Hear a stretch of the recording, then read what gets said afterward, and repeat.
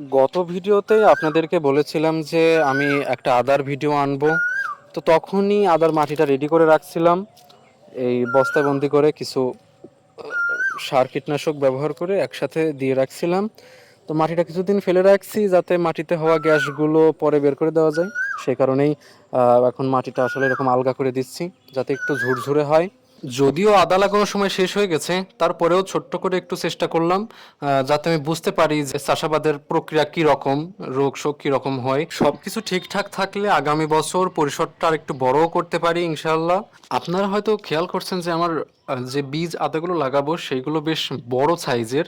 এর কারণ হলো আদাটা কয়েক মাস যাওয়ার পর গাছটা যখন মোটামুটি একটু বড় হয়ে যায়, তো সেই সময় আদাটা নিচ থেকে ভেঙে নিতে হয়।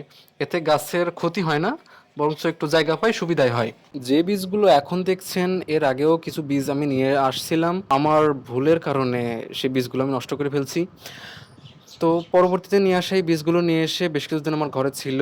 তারপরে একটা পলির মধ্যে মাটি দিয়ে সেখানে রেখে দিয়েছিলাম যাতে একটু শিকড়টা ছড়াতে পারে। ততদিনে আমার মাটিটাও সারগুলোকে একটু প্রসেস করতে পারবে। তো সেই কারণে একটু দেরি হয়েছে এবং আদাগুলো একটু শিকড় ছাড়ানোর পরে আজকে ভেঙে নিচ্ছি। ভেঙে নিয়ে ওর সাথে কিছু ছত্রাকনাশক দিচ্ছি, তারপরে লাগাচ্ছি। পরবর্তীতে গাছগুলোর কি অবস্থা হয় সেটার আপডেট দেওয়ার চেষ্টা করব রেগুলার।